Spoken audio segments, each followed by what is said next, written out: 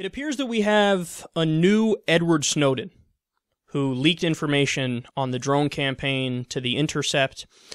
So the International Business Times reports on this piece from The Intercept, quote, nearly 90% of the people killed by U.S. drone strikes in Afghanistan over a 5-month period were not the intended targets. The Pentagon internally admitted in 2013 that U.S. drone strikes are often carried out based on faulty intelligence. Even when drone strikes do kill the intended target, the Pentagon found the killing may compromise more valuable intelligence gathering operations. All right, so guys, let's fully understand what's happening here. Now, it wasn't that long ago that investigative reporters released some information, released some data that said over 90% of the drone strikes are not getting top Al-Qaeda officials. And you had people in the mainstream media laugh the report off or just not discuss the report in any way, shape, or form.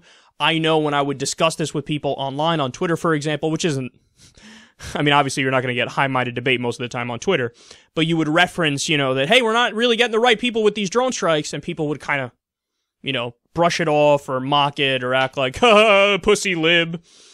And now, to be perfectly clear, what they're saying here is, yeah, the investigative reporters were pretty much 100% correct. This is internal documents, internal memos in the government, where they're saying to each other, 90% of the time, we're not getting the right people. So this isn't, from Code Pink or some uber liberal source that you can't trust because you think they'll bias it in that direction. These were internal memos. They're so fucking internal that they weren't even supposed to be released, but we had somebody who leaked this in good conscience because they know that the government should not be able to hide from us what they're doing with our tax dollars when they're killing innocent people. So credit to this new Edward Snowden. We don't know his name yet, by the way. His or her name. They say, the Obama administration has consistently declined to discuss drone operations publicly, other than to tell the public that each strike is the targeted killing of a person who constituted an imminent threat to U.S. national security. Documents published by The Intercept contradict those assurances. They continue, one 2013 document circulated by the Pentagon's Intelligence, Surveillance, and Reconnaissance Unit details how the U.S. government continuously updates a profile on potential targets. They're each assigned a number, colloquially known as the terror suspect's baseball card, at which point it took President Obama an average of 58 days to approve a strike on that person.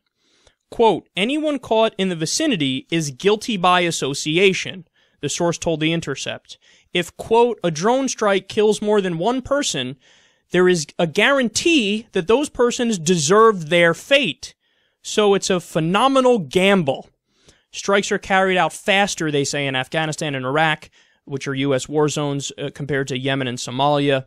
And as previous reports revealed, the U.S. assumes all military-age males in a strike zone are potential enemy combatants.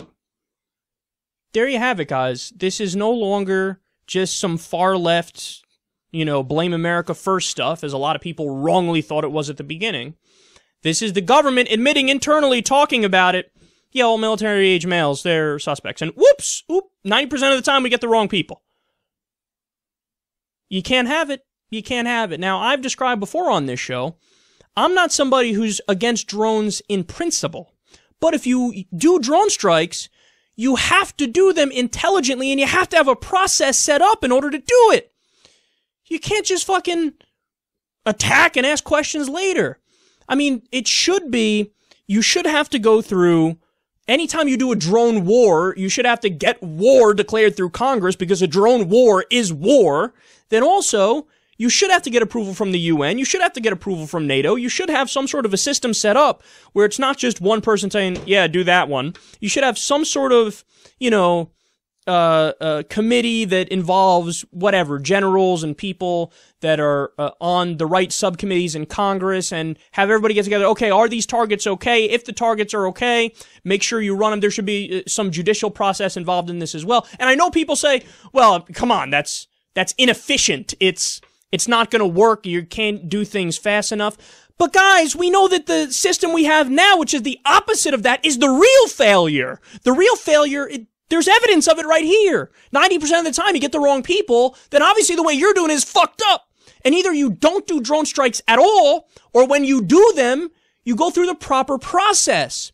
You make sure that you have enough layers of oversight that when you're actually getting a target, well, for fuck's sake, you better know it's al-Baghdadi and you better have no civilian casualties or the fewest amount humanly possible. And that's not what we're doing. That's not our concern. We don't care about international law. We don't care about U.S. law. We don't care about the Constitution. We've gotten to the point where we're numb to how we wage these wars and how little we value human life in certain regions, specifically the Middle East and North Africa. You have to be against civilian deaths across the board. Everybody's rightly outraged when a U.S. civilian gets killed under any circumstances. Yemeni civilians don't count any fucking less. And make no mistake about it, if you're getting 90% the wrong people, this is absolutely fueling people to go join jihadists. This is why we've had studies that have shown that more people have become terrorists after we declared the war on terrorism. So if your goal was to limit or eliminate terrorists, you had the exact opposite effect. It was a total and utter failure, just like the drug war. Hey, we need to minimize or eliminate drug use. That's what they thought when they started the war on terror. What happened? Now there's more drug use and a cadre of other social ills that come along with it. Same thing with the war on terror. Ah, terrorism, bad, we gotta fight it. Whoops, we killed 90% civilians. Whoops, we made a lot more people join terrorist groups now because they're pissed off about their family members and their friends being dead. We gotta think this through, guys. We gotta be smart about this, and we're not being smart about this. And unfortunately, with a guy like Obama, and many of the Democrats today, you get soft imperialism from them. You get out-and-out imperialism from the likes of the Republicans and the neocons like Dick Cheney and George Bush and a lot of the people running on the Republican side now. But those are your choices. All-out imperialism, where you ground invade everywhere and stay there and just do all-out war, or soft imperialism, where, oh, aren't we so kind? We just do drone strikes and air strikes and have military advisors on the ground where we kill 90% civilians. But what? We're not all out invading. Like us more. No, I don't want to have either of those options. I want there to be a third option, which is let's get the fuck out of everywhere where we shouldn't be, and let's only use military force to protect against imminent attacks against the nation, which is not what we're doing here.